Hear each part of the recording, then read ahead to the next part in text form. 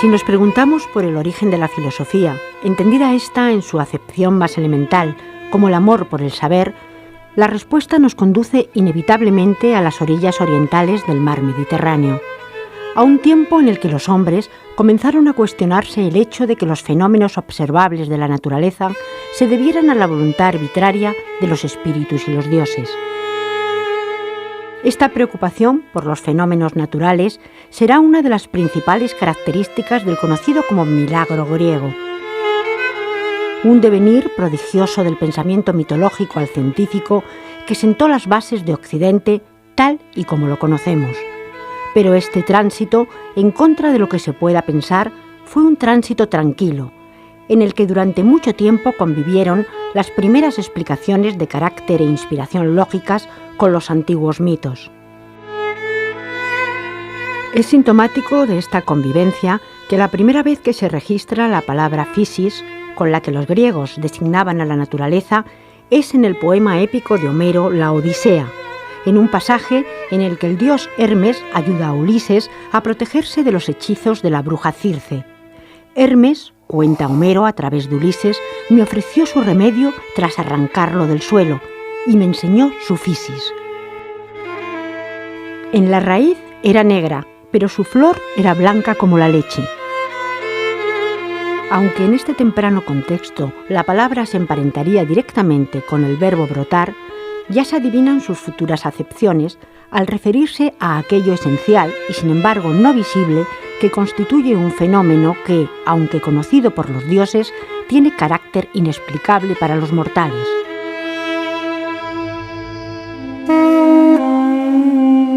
Filósofos de la physis o físicos será el nombre que se le dé a los filósofos pertenecientes a la conocida como Escuela Jónica, inaugurada en la colonia griega de Mileto por Tales, alrededor del siglo VI a.C. Se dice que Tales tuvo como discípulo a Anaximandro, del que Anaxímenes fue a su vez discípulo y compañero. Será precisamente con Anaxímenes con quien se cierre este primer periodo portentoso e irrepetible de la historia de la filosofía, desplazándose el protagonismo a otras regiones de un mundo, el griego, en plena efervescencia y expansión. Bueno, Anaxímenes, discípulo de Anaximandro, continúa la investigación de los primeros principios, la investigación ontológica, y hay una coherencia interna muy interesante entre los tres filósofos que hasta ahora hemos hablado, los tres milesios, Tales, Anaximandro y Anaxímenes. Anaxímenes profundiza en la misma dirección de Anaximandro acerca de el saber, acerca de la investigación respecto a este primer principio, aquello que rige la dinámica natural, aquello de lo cual provienen todas las cosas y aquello a lo cual todas las cosas en última instancia van dirigidas. Con Anaxímenes de Mileto, el tercero de los milesios, entramos en un ámbito que es el que fue más amado por la tradición griega. Así como Anaximandro, con la cuestión del infinito, del apeiron, entró inmediatamente en conexión con las tradiciones bíblicas, ¿verdad?, que siempre pensaban que ahí había un salto de grandeza a lo indeterminado. Sin embargo, con Anaxímenes se entra en algo que es muy comprensiblemente valorable, afirmable por parte de las tradiciones griegas, el que la determinación más sutil, la solución más elegante de todas, ¿verdad?, la más simple de todas las soluciones, que es lo contrario de la elemental, la más rica, acumulativa de plenitud y por tanto la más elaborada. A Anaxímenes se le atribuye la redacción de un tratado sobre la naturaleza, del que no conservamos más que referencias hechas por autores posteriores. En dicho tratado, Anaxímenes volvería a remover los pilares del todavía precario edificio de la filosofía, afirmando lo siguiente: así como nuestra ánima, que es aire, mantiene nuestra cohesión, también al mundo entero lo abarca un hálito, el aire. Esta dimensión, este fragmento, hace comprender que se le haya atribuido unánimemente que dijera este compañero, porque no hay una división generacional, este compañero de Tales y de Anaximandro, que el arjé, la ley, el principio de la unidad intensiva limitante, es aire, ¿verdad? Es aire, soplo, vida. Anaxímenes apunta a que este primer principio es el aire, sinónimo de aliento vital, de soplo vital, de neuma. Apunta a que, del mismo modo que en nosotros el alma está vinculada a ese aliento vital y que en ese sentido nos abraza y nos cohesiona, del mismo modo el aire cohesiona y abraza a la naturaleza entera. Es decir, la naturaleza entera en su flujo, en su dinámica permanente, en su movimiento continuo, viene instaurada, incardinada, abrazada, acogida en este primer principio. El aire como tal, y es algo de bastante sentido común, puede ser considerado como un medio, quizá el medio por antonomasia. Un medio, habitualmente, es considerado como algo pasivo, como algo que simplemente está. Sobre todo desde un punto de vista de la percepción sensitiva, de la percepción ya no tanto quizá visual, entendido desde nuestra ciencia actual, que ya sabe de sobra que las ondas electromagnéticas no necesitan un medio de tipo aire, en cuanto que son ondas no longitudinales para transmitirse, ¿no? No en este sentido de las ondas de la percepción visual, pero sí al menos nuestra ciencia podría afirmar que el aire es un medio pasivo necesario tanto para el olfato, es algo bastante obvio, también el oído, incluso también el gusto.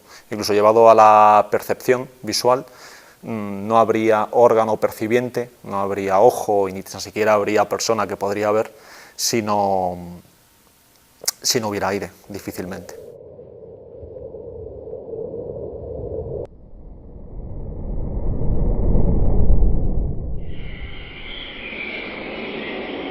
Por lo tanto, este tipo de interpretación lo que sitúa, como venía a resaltar, es que el aire es un medio, y es un medio pasivo, es un medio, si queremos, envolvente, es un medio tipo una cúpula o tipo una cápsula, es lo que habitualmente se entiende como atmósfera.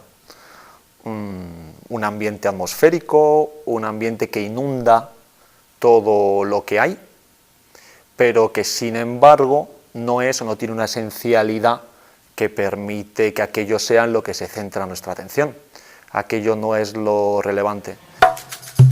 En este punto, Anaxímenes introduce una novedad a la hora de explicar el origen de las cosas con respecto a sus antecesores.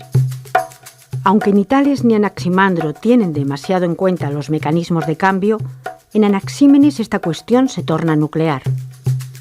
El tercero de los milesios precisará que los cambios en esta materia fundamental, que es el aire, se deben a la rarefacción y a la condensación. El aire, al rarefactarse, se calentaría y formaría el fuego. Al condensarse, se enfriaría y formaría en primer lugar las nubes, de las que brotaría la lluvia, que a su vez, al compactarse, formaría la tierra y las piedras. La naturaleza es un flujo, la naturaleza es dinámica, la naturaleza no es estática, no hay nada rígido en ella. Sin embargo, hay una ley, hay una medida, hay un orden, en virtud del cual todo aquello que se constituye en el movimiento, que se constituye en el devenir, precisamente adquiere este orden, esta armonía, esta proporción, que es sinónimo de vida. Se dice de Anaxímenes que cultivó principalmente la meteorología, y es en su interpretación de los fenómenos meteorológicos en la que en gran medida se inspirará su visión del cosmos, pues para Anaxímenes la Tierra, plana como una hoja, según sus palabras, se formó en primera instancia a partir de la condensación del aire. A su vez, los cuerpos celestes, igualmente planos, habrían surgido a causa de la rarefacción terrestre, es decir, a causa de la respiración de la Tierra.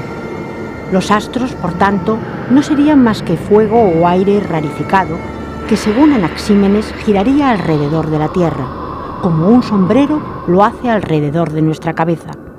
En este aliento vital se sustentan todas las cosas. En esta contracción-expansión, en este ritmo de la respiración. Del mismo modo que en nosotros este aliento vital supone la vida en este ritmo de inspiración-expiración, del mismo modo en la naturaleza el aire supone su aliento vital primordial. De tal modo que todas las cosas estarían generadas a partir de este aliento vital, a partir de un proceso de condensación y de rarefacción. Es decir, nuevamente nos encontramos con estos movimientos contrarios, a partir de los cuales todo se cambia. Una cosa se cambia en la otra. Todo está brindado, está ofrecido a la metamorfosis. Una metamorfosis que para ellos es el corazón mismo de la fisis. Anaxímenes, por tanto, entiende que el aire sería para el mundo lo que el aliento es al hombre. La función de este soplo sería la de dar cohesión y coherencia a los elementos que componen el cuerpo humano, siendo el cosmos para Anaxímenes una versión ampliada de nuestro cuerpo. El mismo soplo mantendría igualmente unido al universo. Anaxímenes delimita simbólicamente el aire como un soplo. Es cierto que es algo que envuelve a las cosas, pero este envolvimiento, esta envoltura, este envolver, en principio tendría que ver en conexión con Tales, con la afirmación de que todo está lleno de lo divino, entendido este todo, esta idea de conjunto, de envoltura, desde un complemento que sería situacional. Estaría hablando de un lugar, sería más bien un en las cosas.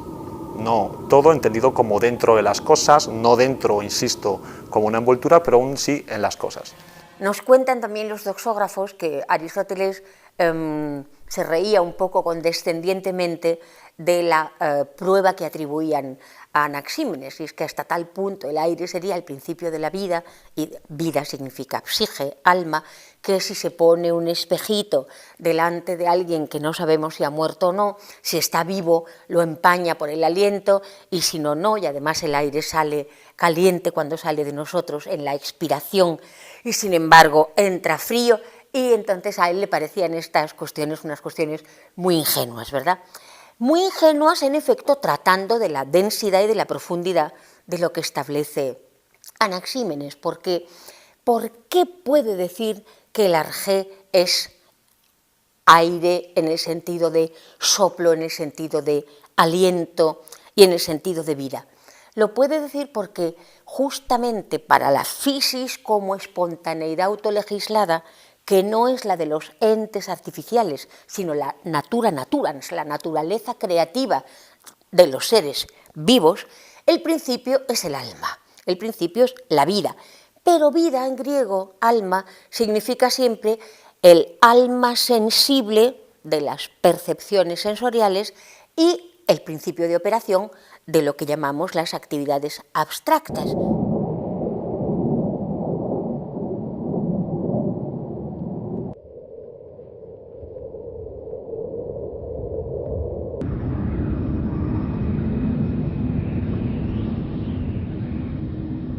Ya sabíamos algo al respecto, ya sabíamos dentro de la acepción de ley como criterio, de ley como medida, que hay diferentes tipos de leyes, que un ámbito no es sin el otro, que siendo diferentes no hay el uno sin el otro, que hay una necesidad, si queremos, formal de copertenencia entre ellos.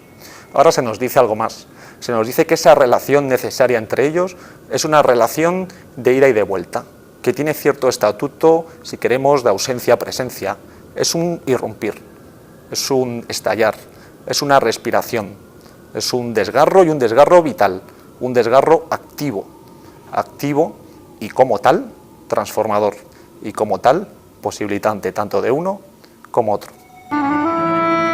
Esta analogía entre el hombre y el cosmos sistemas ambos dotados de un alma o soplo inextinguible que los envuelve y los anima de manera periódica y cíclica, se convertirá en uno de los vectores de inspiración más fértiles del pensamiento renacentista. Una de las dimensiones en el Renacimiento grecolatino, en Marsilio Ficino, en Pico della Mirandola, cuando surja, será justamente recoger esta enseñanza del gran Anaxímenes, ¿verdad?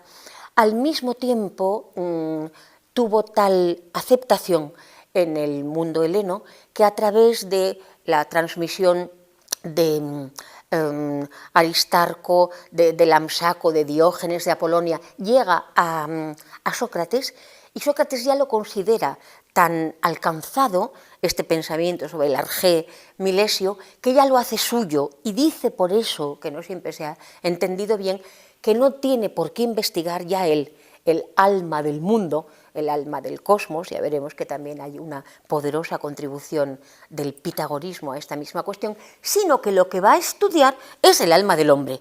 De ahí entonces que las investigaciones socráticas, influidas por toda esta recepción de Anaxímenes, se dediquen a saber, ¿pero qué es el alma del hombre y cómo la podemos hacer excelente? ¿Y cómo podrá ser que tengamos técnicas y ciencias para todas las otras cuestiones y no hayamos entendido, no hayamos encontrado una ciencia, una episteme del alma y de su virtud de carácter político-educativo que asegure la eternidad de la episteme, de la transmisión?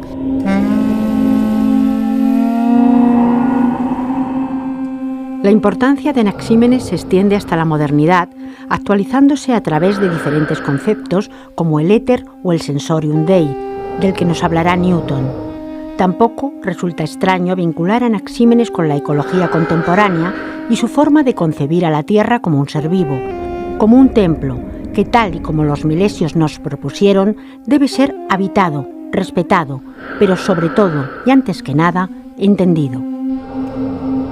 En Anaxímenes lo que nos encontramos es un comienzo de... Una vez uno asume un cierto mapa, una cierta topología de ámbitos que hasta ahora hemos delimitado como pluralidad originaria, establecer las relaciones, comenzar a pensar el estatuto que tienen las relaciones, no quizá tanto asumirlas como posibilitantes y determinantes, constituyentes, cosa que ya directamente y de manera inmediata y así explicitada hará Heráclito, o bueno, se moverá en esos ámbitos.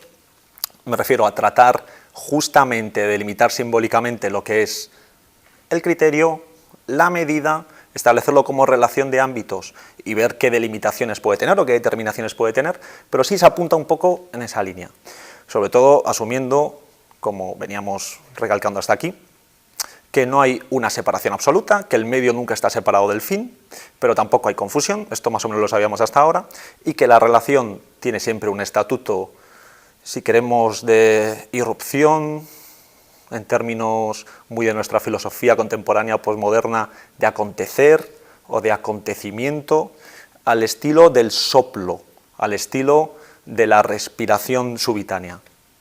Heráclito dirá o llamará esto directamente el rayo. En la fisis, el movimiento, el flujo, la metamorfosis, el cambiarse de unas cosas en otras, es precisamente lo que apunta a esta cualidad, a esta textura de la vida natural, de la cual ellos están enamorados. Es decir, para ellos es una filosofía, es un amor por lo divino, por aquello que de divino se expresa en la naturaleza, por aquello que de divino hay en todos los procesos vitales en los cuales nosotros mismos estamos inmersos, estamos sumergidos. La escuela de Mileto no desaparece. Desde el punto de vista de la memoria de la filosofía, es verdad que el centro de atención se desplaza a Samos, que también forma parte de la Jonia, porque allí nace Pitágoras, que aunque luego tendrá que huir a través de un drama político muy intenso, tendrá que huir a Crotona y a lo que llamamos la Magna Grecia y lo que es en este momento la Italia del Sur, desplaza por lo tanto la atención, pero Mileto queda recogida para siempre en Aristóteles y en el Peripato, que dirá que la filosofía no comienza en el pitagorismo, sino que comienza con los milesios y por lo tanto con la physis y con la dimensión viva de la physis y no tanto con la ciencia matemática, ¿verdad?, ni con la ciencia del número, y por otro lado se traslada también a la importancia que recibe por parte de Anaxágoras y de Sócrates todo el tratamiento del alma y de la comprensión del alma, tanto del cosmos o de la physis como del alma del hombre. A lo largo del pasado siglo XX salieron a la luz, después de cientos de años sepultados, una serie de restos arqueológicos que revelaban el esplendor de la Edad Dorada de Mileto. Las crónicas narran cómo en el 494 a.C. la polis, aliada de los griegos, sería arrasada por los persas. Aunque la ciudad se recuperaría de manera recurrente de sucesivas conquistas y reconquistas a lo largo del tiempo, no así lo haría la escuela de pensamiento que en sus orígenes albergara. La semilla de la filosofía, sin embargo, había brotado, y ésta sería trasplantada a la Magna Grecia. Pero eso ya es otra historia.